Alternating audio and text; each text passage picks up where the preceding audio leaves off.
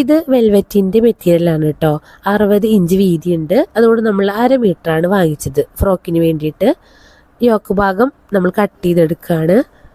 1/2 മീറ്ററിൽ തന്നെ നമുക്ക് ഇഷ്ടം പോലെ തുണിയുണ്ട്.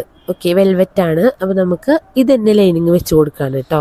ആദ്യം ലെങ്ത്ത് പ്ലസ് 1 ഇഞ്ച്, പിന്നെ കഴുത്ത്, ഷോൾഡർ, ആം ഹോൾ എല്ലാം വരച്ചെടുത്തു. ചെസ്റ്റ്, പിന്നെ യോക്ക് വിടുത്ത് എല്ലാം നല്ലൊരു ഭാഗം പ്ലസ് 1 ഇഞ്ച് 2 ഇഞ്ചെല്ലാം നമുക്ക് സീം എലമെൻറ്റ്സ് ഇട്ട് കൊടുക്കാം. ഇനി ഇങ്ങനെ കട്ട് ചെയ്ത് കൊടുക്കുകയാണ് ചെയ്യുക. കറക്റ്റായിട്ട് കട്ട് ചെയ്തെടുക്കുകയാണ്. ഒരു ഭാഗം നമ്മൾ കട്ട് ചെയ്തെടുത്താൽ അതെന്നെ വെച്ചിട്ട് ലൈനിങ്ങും കട്ട് ചെയ്തെടുക്കാൻ പറ്റും കേട്ടോ. വേറെ വരയ്ക്കേണ്ട ആവശ്യമില്ല. സെയിം അളവ് തന്നെയായതുകൊണ്ട് കറക്റ്റ് അങ്ങനെ തന്നെ വെച്ച് നമുക്ക് കട്ട് ചെയ്ത് കൊടുക്കാം. ഇനി കഴുത്ത് ഇങ്ങനെ വെച്ച് ലൈനിങ് ആകുമ്പോൾ നമുക്ക് നല്ല ഭാഗത്ത് ലൈനിങ് വെച്ച് മറിച്ച് കൊടുക്കുകയാണ് ചെയ്യുക. കഴുത്തും കൈക്കുഴിയും അങ്ങനെ വരച്ചു കൊടുത്തു. ഇനി സ്കേർട്ടിൻ്റെ ഭാഗം താഴെ ലോക്ക് ചെയ്തുകൊണ്ട് ഒരു 1/2 ഇഞ്ച് മാത്രം കൂടുതൽ എടുത്താൽ മതിയാവും.